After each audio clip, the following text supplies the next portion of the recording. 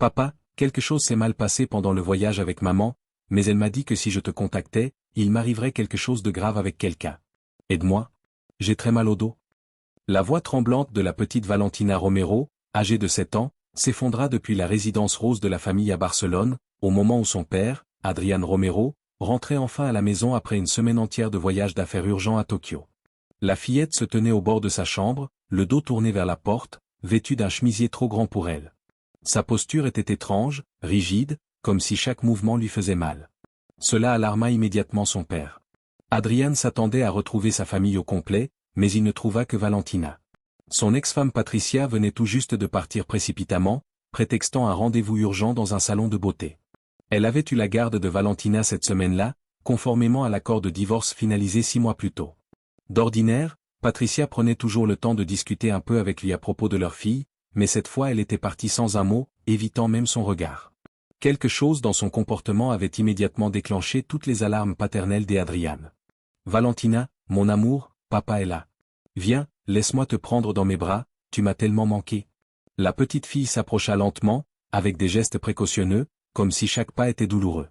Lorsqu'il la serra contre lui, elle gémit. « Oui papa, mais pas trop fort, s'il te plaît, ça me fait mal. » Adrián se figea aussitôt. « Qu'est-ce qui se passe, ma princesse? Où est-ce que tu as mal? »« Au dos, papa. » Des larmes commencèrent à remplir ses grands yeux. « Maman a dit que c'était un accident, mais ça fait très mal et je n'arrive pas à dormir depuis 3 jours. »« Quel accident? Tu es tombé? Tu t'es cogné contre quelque chose ?» Valentina baissa les yeux. Ses lèvres tremblaient. « Mon amour, tu peux tout me dire. Papa est là pour te protéger, toujours. Maman m'a dit que si je racontais ce qui s'est passé, elle aurait de gros problèmes, et que les adultes croient toujours les adultes, pas les enfants. » Adrián sentit une froide colère lui parcourir l'échine.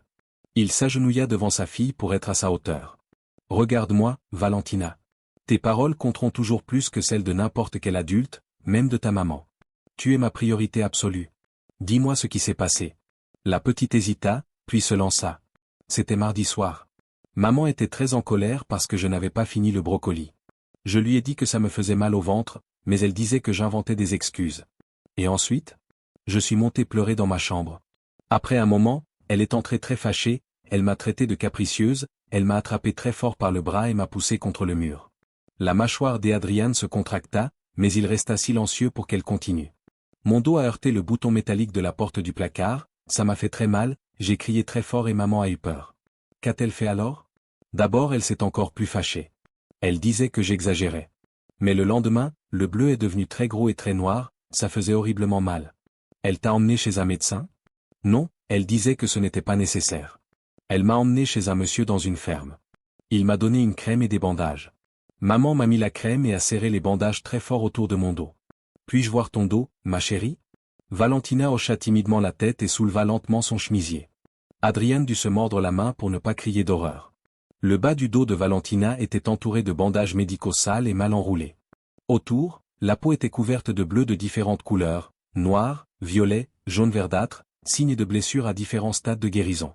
Une odeur étrange se dégageait des bandages, comme s'ils n'avaient pas été changés depuis longtemps. « Quand est-ce que maman a changé ses bandages pour la dernière fois? » « Mercredi, je crois.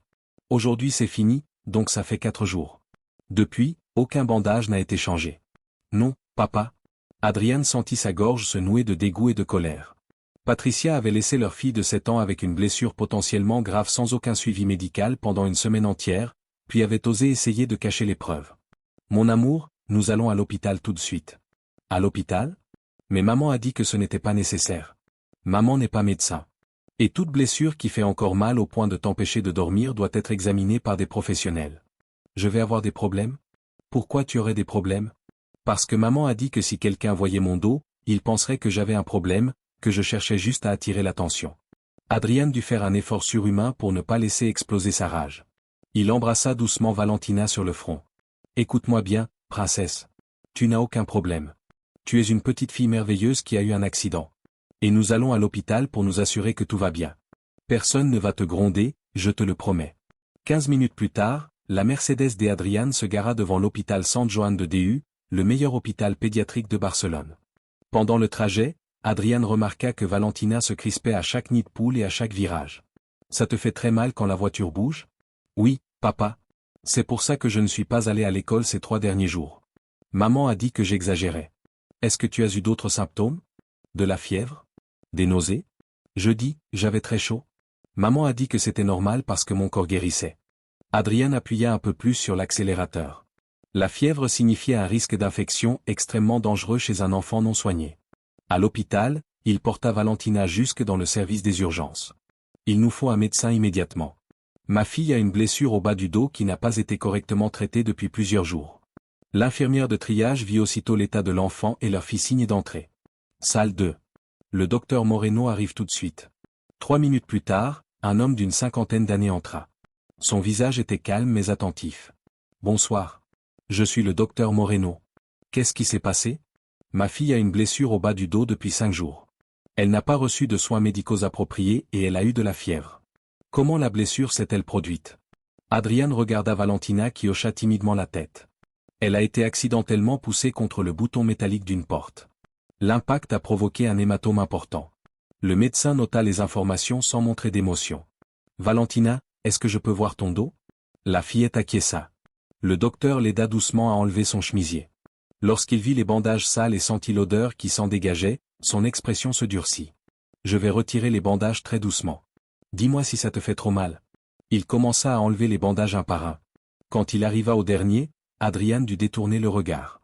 Le bas du dos de Valentina présentait un énorme hématome, de la taille d'une grosse orange, noir au centre, entouré de teintes violettes et verdâtres. Le médecin inspira lentement. Il y a clairement des signes d'infection. La peau autour de la blessure était rouge et enflée. Un liquide jaunâtre s'écoulait par endroits. Mon Dieu, murmura le docteur. Il s'agit d'une contusion sévère avec une infection secondaire. C'est grave? Demanda Adrian, la panique dans la voix. C'est sérieux, mais c'est traitable. Nous devons faire des examens pour vérifier qu'il n'y a pas de lésions internes. Elle s'est seulement blessée au dos, ou aussi à la tête? Seulement au dos, répondit Adrian. Le docteur Moreno examina le reste du corps de Valentina avec attention, à la recherche d'autres blessures. Il remarqua de petits hématomes sur ses bras. Valentina, c'est bleu sur tes bras, c'est du même jour? Oui, docteur. Quand maman m'a attrapé pour me pousser, ses doigts ont serré très fort. Le médecin prit plusieurs photos médicales des lésions, les documentant soigneusement. Monsieur Romero, puis-je vous parler un instant en privé? Ils sortirent dans le couloir, laissant Valentina avec l'infirmière. Monsieur, je dois être très clair avec vous. Ces blessures sont compatibles avec un traumatisme causé par une force physique importante. Les marques sur les bras ont la forme de doigts d'adultes qui ont serré fortement. Et la blessure au dos nécessitait impérativement des soins médicaux immédiats.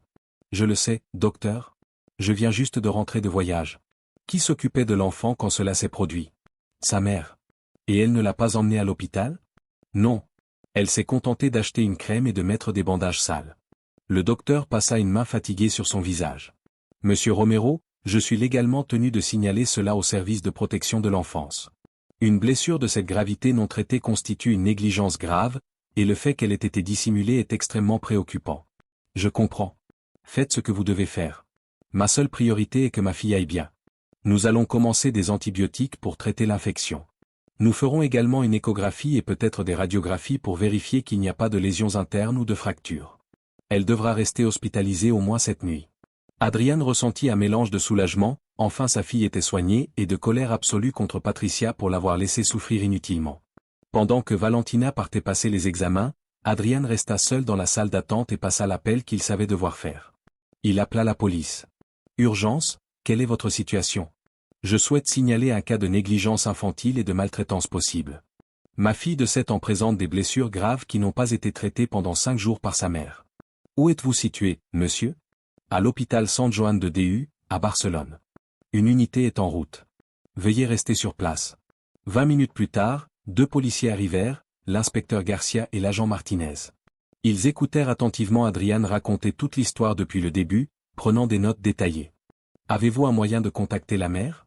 Oui, j'ai son numéro, mais elle n'a pas répondu à mes 5 derniers appels. Le docteur Moreno les rejoignit avec les résultats. Bonne nouvelle, il n'y a ni fracture ni lésion des organes internes. Mais l'infection est plus sévère que je ne le pensais. Elle nécessite des antibiotiques par voie intraveineuse pendant au moins 2 jours. Et le rétablissement? 2 à 3 semaines pour une guérison complète. L'agent Martinez demanda.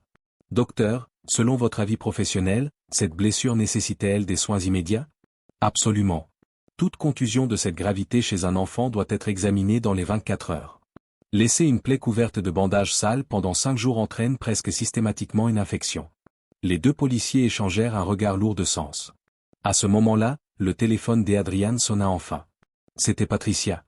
Il décrocha et activa le haut-parleur, comme le lui demanda l'inspecteur Garcia. « Patricia, où es-tu en ce moment ?»« Au salon de beauté. »« Comme je te l'ai dit, pourquoi tu m'appelles autant ? Tu n'as pas autre chose à faire avec Valentina ?» Sa voix était détachée, presque ennuyée. « Je suis à l'hôpital avec elle. »« À l'hôpital ? Pourquoi ? Qu'est-ce qu'elle a ?» Son ton changea brusquement, passant à une fausse inquiétude.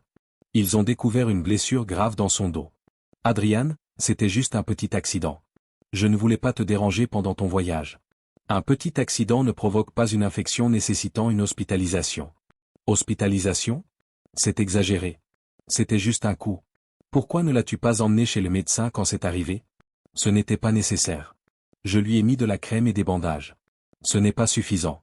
Elle a souffert pendant 5 jours. Elle ne pouvait pas dormir, elle avait de la fièvre. Je suis sa mère. Je sais ce qui est le mieux pour elle. L'inspecteur Garcia fit signe à Adrian de poser une question précise. « Patricia, comment exactement s'est produit l'accident ? Elle est tombée toute seule. Valentina dit que tu l'as poussée contre le bouton de la porte. Les enfants inventent des histoires. Tu es en train de dire que notre fille de 7 ans ment ? Oui. Elle est tombée et maintenant vous inventez que je l'ai poussée parce que vous êtes en colère contre moi. » L'agent Martinez intervint. Il existe des preuves médicales montrant des marques de doigts sur ses bras, compatibles avec une saisie violente. Je l'ai attrapée pour l'empêcher de tomber. J'essayais de l'aider. Vous devez venir à l'hôpital immédiatement. La police souhaite vous parler. La police ? Pourquoi la police ? Parce que notre fille a souffert d'une blessure grave sans soin pendant 5 jours. C'est de la négligence. C'est ridicule. Tu fais ça pour me retirer la garde ? Aucune excuse n'est nécessaire. Vos actes parlent d'eux-mêmes. J'arrive, mais ça ne va pas se passer comme tu crois. Mon avocat s'en occupera. Elle raccrocha brutalement. Intéressant, commenta l'inspecteur Garcia. Elle a changé 3 fois de version en une seule conversation. 45 minutes plus tard, Patricia arriva à l'hôpital, impeccablement maquillée, élégante comme si elle sortait d'un défilé de mode. Où est ma fille ? Elle reçoit des antibiotiques en intraveineuse pour une infection grave. Tout ceci est un malentendu, dit Patricia au policier. Racontez-nous exactement ce qui s'est passé mardi, demanda l'agent Martinez. Elle est tombée. Ce n'était rien. Il n'était pas nécessaire de gaspiller de l'argent chez un médecin. Tu reçois 10 000 € de pension par mois, répliqua Adrian. L'argent n'est pas le problème. Le docteur Moreno intervint. Madame, cette blessure nécessitait des soins médicaux immédiats. Les bandages sales ont aggravé l'infection. J'ai fait de mon mieux. Ce n'était pas suffisant. Patricia croisa les bras, sur la défensive. J'ai peut-être mal jugé la situation, mais appeler la police est excessif. Non, dit l'inspecteur Garcia. Selon la loi, il s'agit d'une négligence infantile. Elle ment ? Cria Patricia. Vous l'avez manipulée contre moi ? Une enfant de 7 ans n'invente pas des détails aussi précis. D'accord, je l'ai poussée un peu. C'était de la discipline. Une discipline qui conduit à l'hospitalisation n'est ni normale ni légale. La travailleuse sociale de l'hôpital, Madame Lopez, intervint. Le témoignage de Valentina est cohérent et détaillé. Vous êtes tous contre moi, murmura Patricia. Madame Romero, vous êtes officiellement mise en examen pour négligence. La garde provisoire est confiée au père. Vous ne pouvez pas faire ça. Nous le pouvons pour protéger l'enfant. Patricia quitta l'hôpital furieuse, sans même demander à voir Valentina. Cette nuit-là, Adrian dormit sur une chaise à côté du lit de sa fille. Papa ? Oui, princesse.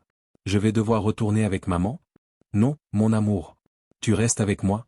Pour toujours ? Pour toujours. 3 semaines plus tard, le juge attribua officiellement la garde principale à Adrian. 6 mois plus tard, Valentina était complètement rétablie. Elle était plus sereine, plus joyeuse. Papa, merci de m'avoir cru. Je te croirai toujours, mon amour. Ça ne changera jamais. Et pour la première fois, Valentina se sentit vraiment en sécurité.